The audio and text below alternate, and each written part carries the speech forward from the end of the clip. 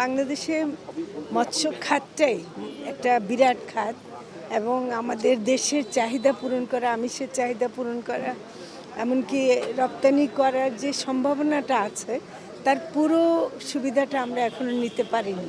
হ্যাঁ, সেটার কিছু পলিসি ঘাটতি আছে, আমাদের আগে থেকে অনেক কিছু হয়ে আসেনি। যেটা দেখতে পাচ্ছি যে আমাদের প্রাকৃতিক উৎস থেকে মাছ পাওয়ার অনেক সুযোগ আছে।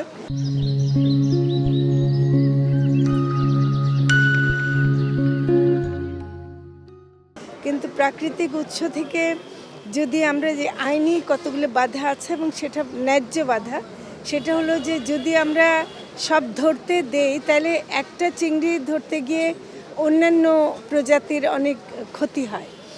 কিন্তু এটাকে আবার আমাদের এখন অনেক হ্যাচারি করে, আমাদের একটা ভালো যে আমাদের প্রাইভেট সেক্টর কিন্তু অনেক এগিয়ে এসছে এবং তারা খুব ভালোভাবেই চিংড়ি চাষ এবং আপনারা দেখলেন রুই, কাতলা, মৃগেল সব কিছু করছেন এবং এটা সারা বাংলাদেশে সাপ্লাই যাচ্ছে এবং এটা মানুষের খাদ্য হিসেবে আমরা পাচ্ছি।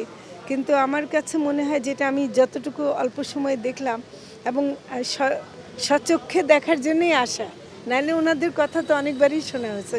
স্বচক্ষে না দেখলে বা একটা গলদা নিজের হাতে না ধরলে আপনি সেটা বুঝতে পারবেন না। তো সেটাতে যেটা মনে হলো যে এখানে অনেক কাজ করার আছে, বিশেষ করে আমাদের অনেক হ্যাচারির সংখ্যা বাড়াতে হবে, কারণ পোনা না পেলে তো ওরা কী করে চাষ করবে। এবং আমাদের এখানে খুব ভালো দিক যেটা দেখলাম যে একটা মিশ্র চাষেরও সম্ভাবনা আছে, যে রুই কাতলার সাথে একই সাথে চিংড়িও চাষ করা যায় এবং এখানে পরিবেশটা সেরকম মানে অনুকূলে আছে।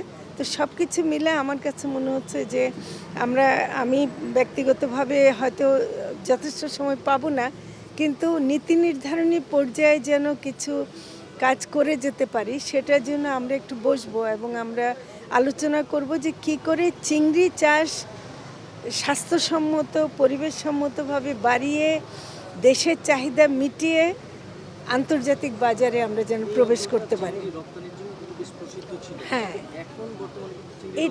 আমরা তো বলছি যে আমরা একটু বসবো, আমরা একটু বুঝতে চাই যে হ্যাচারিগুলো করা, কারণ পোনা সরবরাহটা একটা গুরুত্বপূর্ণ সমস্যা হিসেবে দেখা যাচ্ছে।